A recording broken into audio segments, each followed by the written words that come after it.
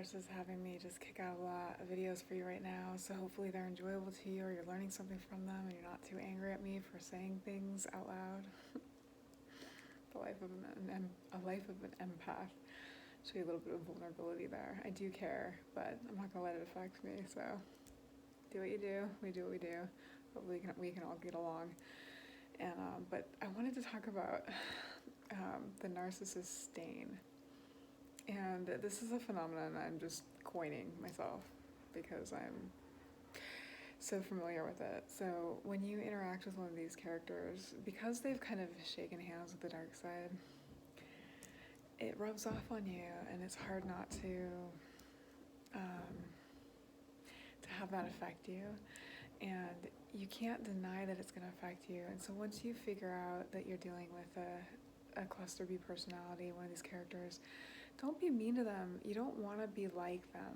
You know, this isn't about shaming anybody. It's not about putting anybody down. And I'm not always going to talk about narcissists. Narcissist really, I feel, is a phrase for people in society who are just not helping with evolution. We're on a full evolutional journey right now. We've really all had to step up. Every day is a challenge. Just getting through your basic tasks, I'm sure, is a challenge. Like getting up, doing your exercise, like finding a reason to live because everything's up in the air. And so you add to that an individual who's making your life miserable. And these characters tend to get worse during pandemics. They tend to get worse when you're sick. You'd expect them to come together and you would expect everybody to get along, but no. It's a time where people are just kind of showing their true colors, and they're deciding whether they're going to be like, hell, it's all hands on board, or we're going to tear you down. And so I've tried here to just be loving and call out behaviors in an indirect way that has nothing to do with any particular individual. I take experiences from my own life, but you can think of it like a fictional account or a fictional story as if I were writing a book. The characters, the places, the names have changed because I do not want to hurt anybody in my life. And like I said earlier, anybody who had seen anything that I did when I was very, very ill didn't see it. Capiche? The only thing that you would be doing with that information would be hurting your fellow brothers and sisters. So that's on you, and that's between you and your God, whether or not you believe in God. I believe the earth cares about us. I believe if you pray to her, she will help you, and she will send you love and support. And it may be in the form of a video, it may be in the form of a person, it may be in the form of a plant or an animal. And I've always been a nature lover. So anyways, enough about me. I want to talk about the stain.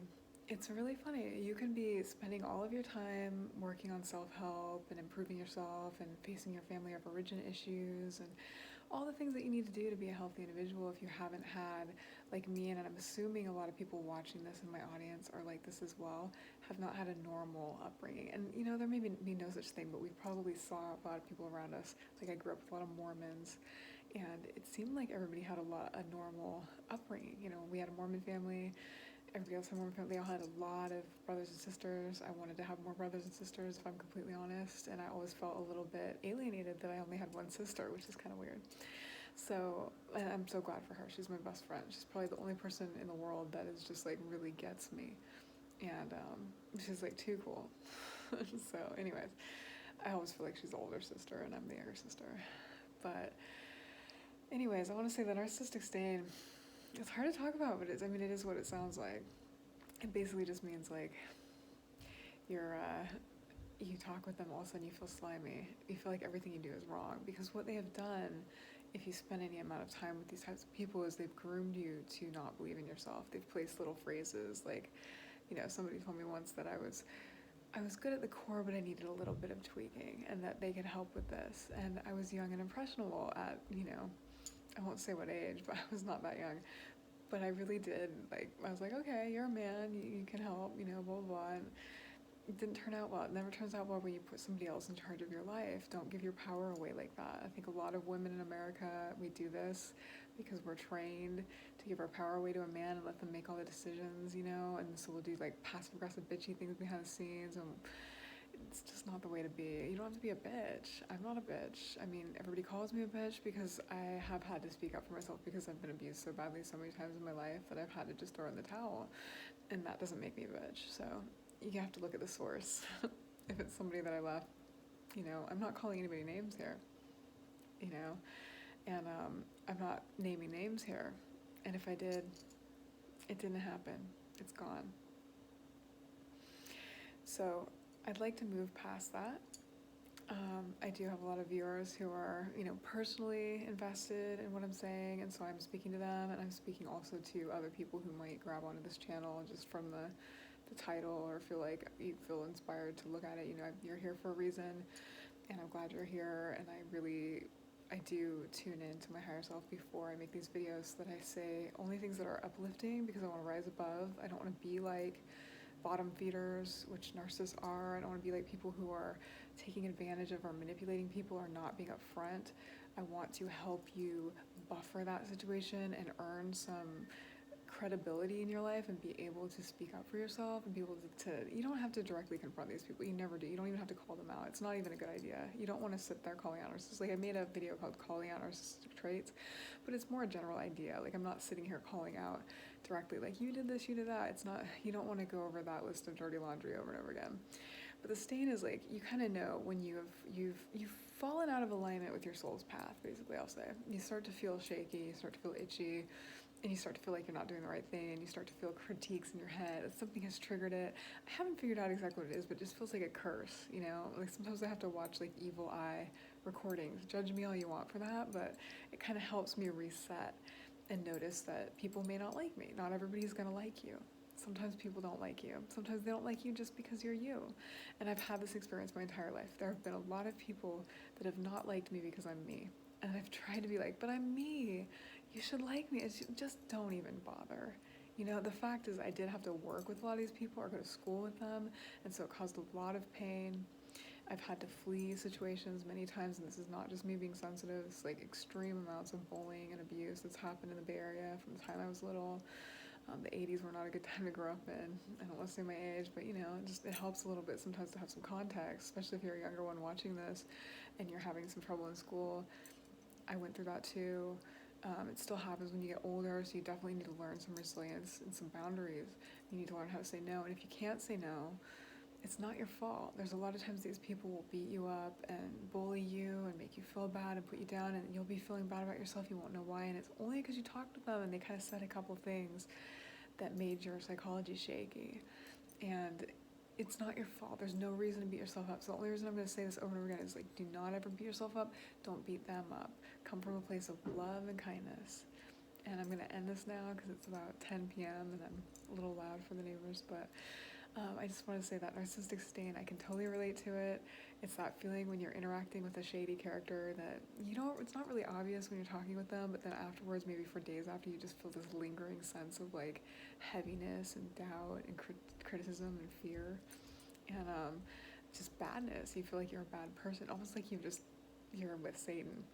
I'm going to say that. I always love saying it because it's so extreme, and I love metal, but, like, I love the love sign, actually, the aloha and love. But I'll just say, it starts to feel like that. It starts to feel like, oh my God, I just consorted with, devil's henchmen or something, and I didn't know it. And so what am I doing in my life that's allowing this? Oh, I'm allowing their thoughts to rule my brain, and so I'm responsible for getting those thoughts out of my brain. Yep, I've allowed them in my head. That's why I feel icky. That's why I'm out of alignment. I'm thinking about what they think. I'm thinking about what I do in relation to what they think. And they have a way of making you extremely self-aware because they're very sharp and they're very much like looking for the flaws, and they're looking for the things you don't like in yourself because they don't like themselves.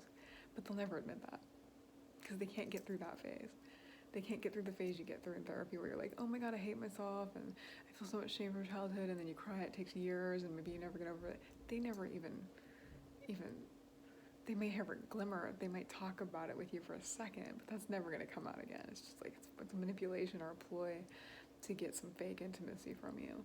They're not going to change it. They're not doing the work. They're not doing the push-ups. You know this. And so when you're talking with them, you're just entertaining the devil. And I'm going to say the devil is a metaphorical thing. You are not supporting your soul's path if you're consorting with people who are into shady behavior that is not along your values, and that it doesn't align with your values, doesn't align with who you are, doesn't align with your, so you'll always know. You'll be able to just sit in real quick and be like, where am I at? I'm in a really good place. Or you could say, I feel really crappy, and I think it's because of that person. So they were either an energy vampire, you know, a narcissist or just somebody who didn't have my best interest in mind. They kind of left me with this really dark kind of energy because they probably had a lot of dark energy around them, and now it's around you.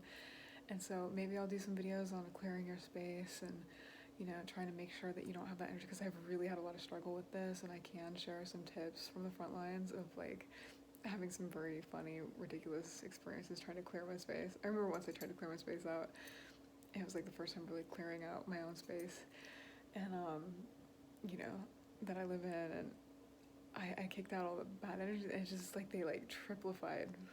It just became so much. It was like I ended up in the loony bin. I don't know how that happened. So you have to be a little careful. Make sure that it's okay to seek help. It's okay to ask for help. If you want to be a wise person, if you want to be somebody who teaches other people, if you want to be somebody who learns, ask for help, have mentors. Something I did not learn until recently is like you do need people to help you. You don't know everything, and you do need to ask for help. And there's a lot of people farther down the path than you that can give you some advice, but only so far. You know your own path. So I'm just gonna say that narcissist stain, it feels like it's just like somebody just like sponged you with like some stain or something. You know, I used to rebuild pianos, and it was like taking that paint and like, you know, filling in all the holes. All of a sudden, all your little holes in your psyche and your everything that you haven't fixed is filled with the narcissist stain. So be very careful when you're talking with these people. A couple things you can do are just you can meditate, you can take a bath with Epsom salt, you can write, journal. Don't dig in too much to what's going on. Draw, put on makeup, dance. I think dancing is one of the best solutions to being stuck in that funk. So anyways, all right, I'll talk to you later.